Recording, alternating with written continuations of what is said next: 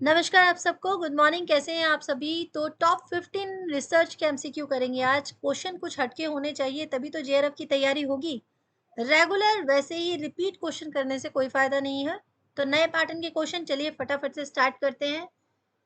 अच्छा, वीडियो अगर अच्छी लगती है ना तो लाइक का बटन जरूर दबाया कीजिए। मेरे ख्याल से कुछ क्षण भी नहीं लगेंगे। ठीक है, चलिए। MCQ for research aptitude and the first question is coming around. ठीक है, पहले कोशिश करना है अपने आप आंसर करने का। Who was the author of the book named methods in social research? ये क्वेश्चन जो है ये नया क्वेश्चन जरूर है, बट इस बुक के नाम को मैंने पहले भी देखा हुआ है ऑप्शंस में। पहले किसी और बुक का नाम पूछा गया था और ऑप्शन में ये बुक भी थी। ठीक है, methods in social research. Kerlinger, CR Kothari, Goode and Hatt या विल्किंसन।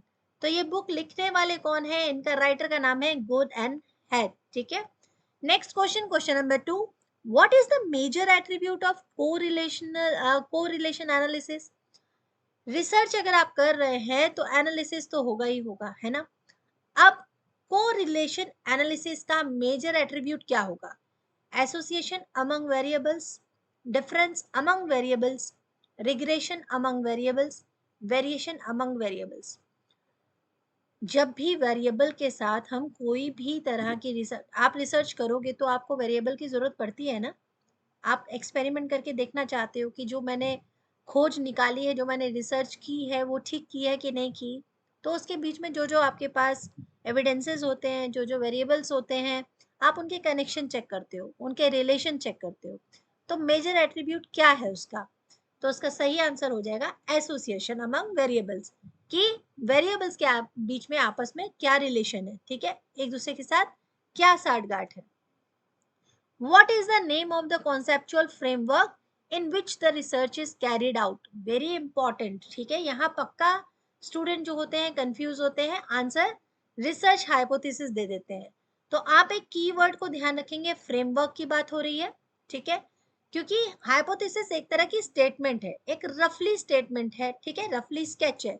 बट जब हम अपने जो रिसर्च का हाइपोथेसिस होता है जब रेडी कर देते हैं तो हम उसको एक फ्रेम में सेट करके बिठा देते हैं कि हाँ भाई अब हमने ये रिसर्च करनी है। तो हम उसको क्या कहेंगे? उसको हम कहेंगे रिसर्च डिजाइन कहेंगे। ठीक है, समझ में आया? बहुत सिंपल शब्दों का प्रयोग कर रही हूँ ताकि इजीली दिमाग में बैठ जाए। What is the main role of research in education? इसमें मैंने हिंदी में साथ में इसलिए दिया क्योंकि जब भी कुछ वर्ड इस तरह दिए जाते हैं तो हमारे स्टूडेंट्स जो होते हैं, हमारे फ्रेंड्स होते हैं, कंफ्यूज हो जाते हैं। टू अपसर्च वन सोशल स्टेटस, हमें क्यों करना है रिसर्च को एजुकेशन में, क्यों लाना है, क्या है मेन रोल रिसर्च का? क्या वो किसी की सामाजिक स्थिति को ऊपर उठा देता है? सामाजिक स्थिति को तो आप आजकल रील बना रहे हैं तब भी अब ऊपर उठ जा रहा है। ठीक है। To increase one's job prospectus, किसी की नौकरी की संभावनाओं को बढ़ाने के लिए। To augments one personal growth, किसी के व्यक्तिगत विकास को बढ़ाने के लिए। एक आवेदक को एक प्रसिद्ध शिक्षाविद बनने में सहायक करने के लिए। हमेशा आपके पास दो ऐसे जरूर कारण आएंगे जहां पर आके आप सोचोगे कि कहीं इसका कारण ये है कि ये है। इंडियंस के पास कंफ्यूजन ना हो तो फिर लाइफ तो बहुत इजी हो जाती है ना, मजा नहीं आता। तो सही आंसर क्या होगा? क्या एक आवेदक को प्रसिद्ध शिक्षाविद बनने में मदद करता है? बताइए। मतलब अगर आप पॉपुलर एजुकेशनिस्ट बनना चाहते हैं इसलिए रिसर्च कर रहे हैं तो ये तो हो नहीं सकता। तो ये किसी की पर्सनल ग्रोथ के लिए, क्योंकि जब हम रिसर्च करके हटेंगे तो जो भी हमने रिसर्च किया है वो हमारा उसमें नाम आएगा ना, तो पर्सनल विकास होगा। तो आंसर क्या हो जाएगा? The to augment one's personal growth. Which of the following feature are considered as critical in qualitative research? पहले अगर आपने मेरी रिसर्च के एमसीक्यू देखे हैं तो दो तरह की है रिसर्च, क्वालिटेटिव और क्वांटिटेटिव। क्वांट्स का मतलब नंबर्स होता है, क्वालिटेटिव का मतलब क्या होता है? क्वांटिटी होती है। ठीक है, मतलब क्वालिटी होती है, किसी भी चीज की कितनी क्वांटिटी और क्या क्वालिटी, दोनों अलग अलग चीजें हैं। तो रिसर्च भी इसी तरह चलती है। यहाँ पर पूछा गया है क्वालिटेटिव रिसर्च के फीचर्स, ठीक है, क्रिटिकल बनाने हैं। Collecting data with the help of standardised research tool. अब साथ साथ साथ में समझते रहना, अगर मैं डाटा कलेक्ट कर रही हूँ तो हमारे डाटा कुछ भी हो सकते हैं, नंबर में भी डाटा हो सकता है, एज में डाटा हो सकता है। Data can come in quantity, ठीक है, हमेशा क्वालिटी भी होती है but it comes mostly in quantity. Design sampling with probability sample technique. अब देखो प्रोबेबिलिटी की बात हो गई है, तो प्रोबेबिलिटी हमने आने वाली क्लास में मैं आपको एक बहुत इजी ट्रिक बताऊंगी सैंपल के लिए, सैंपल डिजाइनिंग क्या होती है। वीडियो को लाइक जरूर किया करो, इससे ये पता चलता है कि हाँ थोड़ा बहुत सही लग रहा है आप लोगों को, ठीक है। Collecting data with bottom up empirical evidence, ये तो पिछली ही क्लास में हमने पढ़ा है, बॉटम डाउन और बॉटम अप एम्पेरिकल एविडेंस क्या होता है, ठीक है। Gathering data with top down schematic evidence. अब इसमें से कौन सा फीचर है जो हमारी क्रिटिकल क्वालिटेटिव रिसर्च में जो फीचर हम लोग ध्यान रखते हैं, तो इसका आंसर होता है कि हम डाटा कलेक्ट करते हैं बॉटम अप एम्पिरिकल एविडेंसेस से, ठीक है।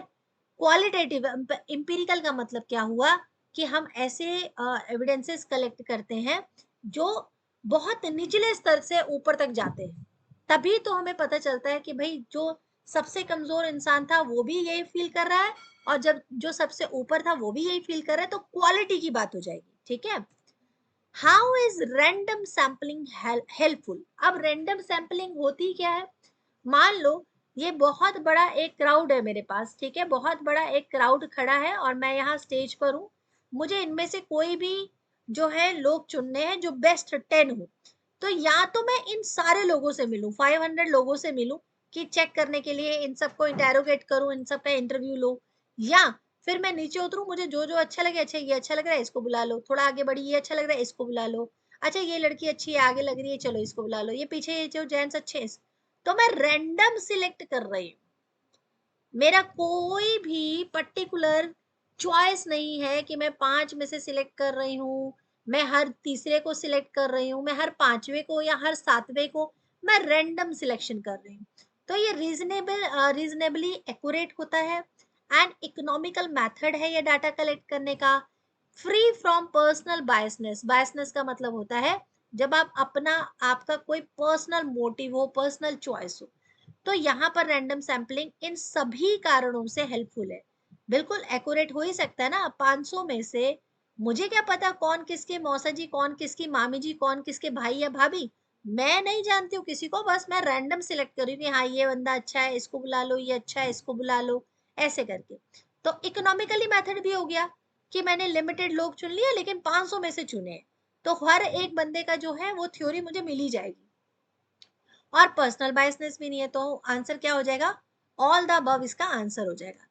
नेक्स्ट क्वेश्चन है, a research intend to explore the result of possible factors for the organisation of effective mid day meal intervention. ये क्वेश्चन तो इतनी बार रिपीट हुआ है, समझने के लिए हुआ है कि ये कौन सी तरह का जो है मेथड यूज करेंगे इसकी रिसर्च करने के लिए, कि एक रिसर्चर ने सोचा कि चलो मैं देखता हूँ कि भाई क्या जो ऑर्गेनाइजेशन में बच्चों लोगों को मिड डे मील दिया जाता है वो उसका फैक्टर देखना चाहता है कि उससे क्या इफेक्ट पड़ता है, तो इसमें से कौन सा मेथड ठीक रहेगा। अब बच्चे आकर खाना खा लेते हैं और इसके मैं रिसर्च करना चाहती हूँ, तो क्या ये डिस्क्रिप्टिव हो सकता है, क्योंकि डिस्क्रिप्टिव तो उसमें भी सर्वे है, बट यहाँ पर तो मुझे बताया गया है कि इस ऑर्गेनाइजेशन का आपको देखना है, तो डिस्क्रिप्टिव नहीं होगा। हिस्टोरिकल मेथड बिल्कुल नहीं होगा, हिस्टोरिकल तो कोई यहाँ पर बात ही नहीं हो रही है। एक्स पोस्ट फैक्टो या फिर एक्सपेरिमेंटल मेथड। अब यहाँ पर क्या मेरे पास वेरिएबल्स है, क्या यहाँ पर मेरे पास वेरिएबल्स है कि मैं दो लोगों में कंपीट करके देख सकूं, तो यहाँ ऐसा नहीं है। हाँ, जो बात बीत चुकी है मैं उसका एक्स पोस्ट फैक्टो, मैं इसका मेथड जरूर चेक करूंगी कि हाँ सबने खाना तो खा लिया, उसके बाद मिड डे इंटरवेंशन के बारे में मैं चेक कर सकती हूँ, तो राइट आंसर हो जाएगा एक्स पोस्ट फैक्टो मेथड। टिपिक table refers to S, please please ये बहुत अच्छा क्वेश्चन है और हो सकता है ये क्वेश्चन जरूर आए।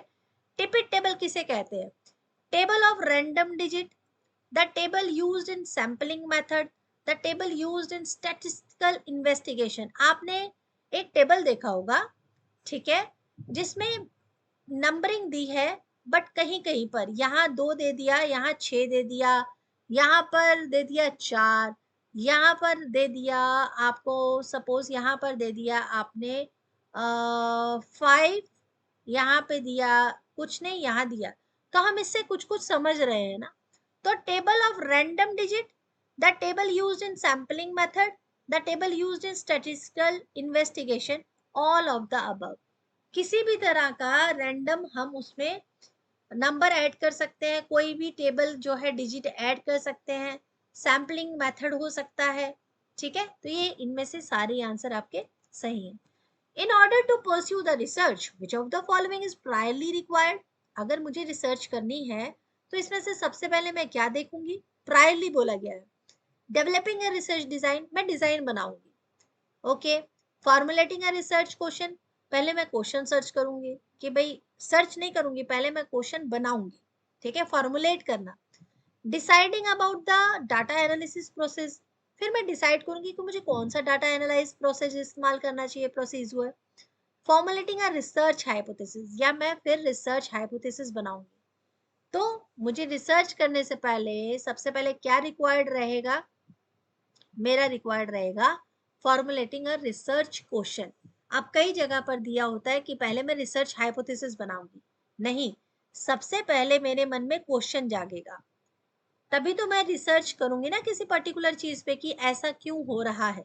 ठीक है, नेक्स्ट क्वेश्चन है, the format of thesis writing is the same as in, जब थीसिस लिखी जाती है, यदि आप नेट करना चाहते हैं तो आपको भी थीसिस लिखनी पड़ेगी, तो उसका फॉर्मेट किस तरह का दिखता है, क्या वो सेमिनार रिप्रेजेंटेशन का राइटिंग होता है, preparation of research paper article की तरह दिखता है, और रिसर्च डिजर्टेशन की तरह है, या presenting a workshop conference paper.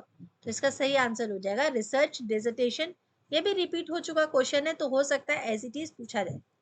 Next question है question number 11, which one among the following statement is false in the context of participatory research, ध्यान से सुनिएगा, पार्टिसिपेटरी रिसर्च के बारे में बोल रहे हैं, क्या गलत है। ठीक है, इस बात को याद रखना है। It recognise knowledge as power, participatory research कहती है कि जो नॉलेज है वही आपकी पावर है। ठीक है, इसमें से हमें बताना क्या है, गलत बताना है, सही नहीं बताना है, गलत बताना है। It is a collective process of inquiry, क्या ये कलेक्टिव प्रोसेस है इंक्वायरी का। It emphasise people as expert, ये लोगों को एक्सपर्ट मानता है। या its sole purpose is the production of knowledge, इसका सिर्फ और सिर्फ काम है कि भाई तुमको नॉलेज जो है वो बनानी है। अब बताओ आंसर क्या होगा, फॉल्स, दोबारा समझ लो, फॉल्स करना है, सर्कल ही कर लिया करो, तो इसका गलत आंसर हो जाएगा कि इसका सिर्फ मतलब ये नहीं है कि आपको नॉलेज प्रोडक्ट करनी है। ठीक है, नेक्स्ट क्वेश्चन, क्वेश्चन नंबर 12 है, which one among the following statement is falls in the context of participatory, ये तो सेम क्वेश्चन हो गया, सेम क्वेश्चन हो गया। चलो, question number 13, which one among the following statement is true in the context of testing of hypothesis, अब आपने एक हाइपोथेसिस बनाई, यानी एक टेंटेटिव आपने एक आइडिया बनाया कि मैं जो रिसर्च कर रही हूँ उसका रिसर्च का कारण ये है कि भाई, अगर कोई बहुत ज्यादा ओवर ईट कर रहा है तो वो फैट उसका कम नहीं हो सकता, चाहे वो रात खाना ना भी खाए, बट वो दिन में बहुत ज्यादा खा लेता है। तो मैं रिसर्च कर रही हूँ, मैंने हाइपोथेसिस बना ली है, यानी मेरी एक रफली स्टेटमेंट बन गई है। अब हमें बताना है कि इनमें से क्या उस स्टेटमेंट के लिए सही है। It is only the alternative hypothesis that can be tested, ये सिर्फ ऑल्टरनेटिव हाइपोथेसिस है जिसे टेस्ट किया जा सकता है, बिल्कुल भी नहीं। हम लोगों ने देखा है ना कि हाइपोथेसिस को टेस्टिंग के लिए दो पैटर्न देखे हमने। It is only the null hypothesis that can be tested, ये सिर्फ नल हाइपोथेसिस है जिसे टेस्ट किया जा सकता है, बिल्कुल नहीं। ऑल्टरनेटिव हाइपोथेसिस, नल हाइपोथेसिस, हम दोनों हाइपोथेसिस के बारे में पढ़ चुके हैं। तो इसका राइट आंसर क्या हो जाएगा, Which one among the following statement is true in the context of testing of hypothesis, मैं टेस्ट अगर कर रही हूँ तो मुझे नल हाइपोथेसिस को टेस्ट करना पड़ेगा। ठीक है, it is only the null hypothesis which is tested. ऐसा क्यों मैंने कहा, क्योंकि जहां एक तरफ H1 है, ठीक है, जहां एक तरफ H1 स्टेटमेंट है, दूसरी तरफ HO स्टेटमेंट है, यानी कि ये है नल और ये है ऑल्टरनेटिव जो है आपकी हाइपोथेसिस। तो इसमें से किसको टेस्ट किया जा सकता है, इसमें से नल हाइपोथेसिस को टेस्ट किया जा सकता है। ठीक है, research and development become the index of development of the country, which of the following reason are true with regards to this statement, research और डेवलपमेंट देश का एक बहुत इंपॉर्टेंट विकास चिन्ह बन चुका है, इंडेक्स बन चुका है। इसका क्या कारण है, R&D target human development, R and D जो है रिसर्च और डेवलपमेंट टारगेट करता है मनुष्य के विकास का, बिल्कुल सही बात है। क्या रिसर्च और डेवलपमेंट लोगों के लिविंग स्टैंडर्ड को इन्हांस करता है? हाँ, बिल्कुल करता है। अगर मैं सही अ, तरीके से रिसर्च कर रही हूँ तो उसमें फ़र्क पड़ता है। क्या रिसर्च और डेवलपमेंट एक्चुअल इकोनॉमिक और सोशल कंडीशन से कंट्री को प्रिवेल करता है? तो ये सबका रिफ्लेक्ट पड़ता है? तो हाँ, बिल्कुल पड़ता है। तो सही आंसर क्या हो जाएगा? सही आंसर हो जाएगा ऑल द अबव। आज की क्लास का last question, what does the longitudinal research approach actually deal with? जो लॉन्गिट्यूडनल रिसर्च है वो एक्चुअली किस चीज तरह की भाई टर्म है जिसके साथ डील करती है? वैसे तो वर्ड यहीं दे दिया गया है तो मैक्सिमम आंसर तो ठीक आ ही जाएंगे। इसका सही आंसर है लॉन्ग टर्म रिसर्च जो है वो ऐसी रिसर्च है जो किसी भी ऐसे टॉपिक के ऊपर डिस्कशन चल रहा होता है जो बहुत लंबे समय तक चलेगी।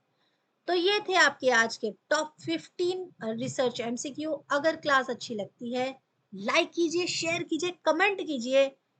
आपका 1 मिनट लगेगा लेकिन मेरी नेक्स्ट क्लास के लिए बहुत ज़्यादा फ़र्क पड़ेगा। चलिए थैंक यू सो मच, फिर मिलेंगे नेक्स्ट क्लास में। तैयारी जारी रखिएगा, जेआरएफ तो निकालना ही है।